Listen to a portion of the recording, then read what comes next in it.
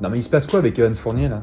Excusez-moi de poser la question, c'est quoi ce bordel avec Evan Fournier? Eh vas-y, moi je comprends rien, franchement. On est le 1er décembre et ça fait 3 semaines que Evan n'a pas foulé un parquet de NBA. 3 semaines! 9 matchs de suite avec 0 minutes. Un 0 pointé, 9 matchs de suite. Alors moi je veux bien que ce soit férié le 11 novembre, mais la blague elle commence à être longue quand même. Ça fait 1 mois qu'il est férié, Evan. Bon, par contre dans ce genre de situation, il faut qu'on reprenne tous les éléments. Petit rappel historique. Bon alors il y a 1 an, Evan Fournier réalise un rêve de gosse. Signé à New York et joue au Madison Square Garden avec le maillot des Knicks. Bon bah là c'est la totale. Premier match face à Boston, il leur met la raclée. Il y a tout Gotham qui est à ses pieds. Et il va pas se calmer hein. Derrière, il nous fait quoi comme saison? Record de l'histoire des Knicks à 3 points pour un joueur. Plus de 240 bombinettes qui sont envoyées. Merci John Starks, ça dégage. Moi, à ce moment-là, je me dis, c'est ok, ça va être nickel. Et là, t'as l'été qui arrive, avec les premières rumeurs de transfert contre Donovan Mitchell. Bon là, je te cache pas, ça a commencé à sentir la moquette.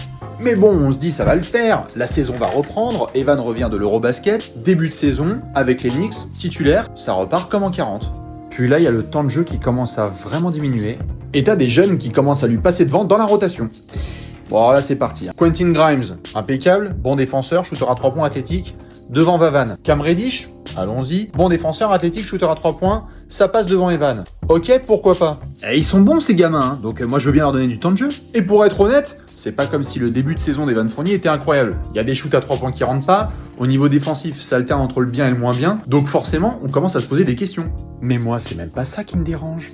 Non, là, ce qui me rend ouf, moi, là, c'est que New York, même quand ils tabassent des équipes, ou qu'ils se font tabasser parce que ça arrive un petit peu aussi. Et ben Evan, il reste sur le côté en survêtement et il regarde la rencontre. 0 minutes. Il y a plus 30, il y a plus 40. Mais non, il y a des fleuristes qui lui passent devant dans la rotation, pas de problème. Du coup, vous avez été nombreux à me poser la question et à nous poser la question. Qu'est-ce qui se putain de passe avec Evan Fournier? Moi, je vois que 3 options. Première option, il sait des trucs de ouf sur Tom Thibodeau et sa famille. Du coup, l'autre, il lui en veut jusque-là. Deuxième, c'est quoi? Qu'il sait des dingueries aussi sur James Dolan, sur Spike Lee. Il a les clés du Madison Square Garden. Bon, ça commence à devenir un peu chelou quand même. Et la troisième, c'est peut-être que Evan Fournier fait plus du tout partie des plans des Knicks, qu'il y a des jeunes qui lui passent devant. Parce que c'est comme ça. Et je crois que c'est ça aussi qui rend dingue. C'est que c'est pas comme si les Knicks, ils caracolaient en tête de la conférence Est. Ils défendent même pas mieux depuis que Evan, il est plus dans la rotation. Et les Knicks, ils sont dans le bon ventre mou de la conférence Est, bien installés, en plein milieu du bordel. Alors Evan, il s'est exprimé récemment. Vous pouvez aller voir l'interview chez nos confrères de Basket USA. Il a dit « Moi, je suis professionnel, j'ai 30 ans, je suis en forme, donc je ne comprends pas. Mais si ça continue comme ça, je vais me poser des vraies questions. » Tu m'étonnes.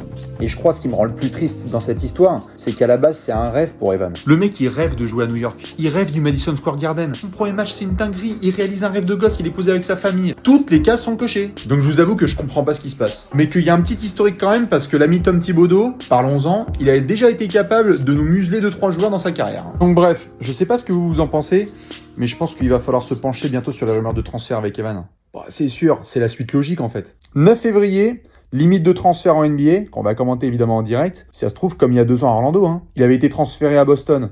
Bon, ça se trouve, il va se faire transférer par les Knicks. Mais nous, tout ce qu'on souhaite, c'est qu'Evan il soit sur les parquets. S'il fait des matchs pas bons, même s'il fait des super matchs, nous on veut juste qu'il puisse jouer au basketball. Parce qu'il est là pour ça, et il est en plein dans son prime. Donc c'est l'heure en fait. C'est l'heure de retrouver les parquets. Evan, si tu regardes cette vidéo, on est avec toi, hein. On sait qu'il va falloir rester patient, mais franchement, on peut juste te soutenir. Et Tom Thibodeau, là? Tu connais pas Trash Talk, frère. Tu connais pas Trash Talk.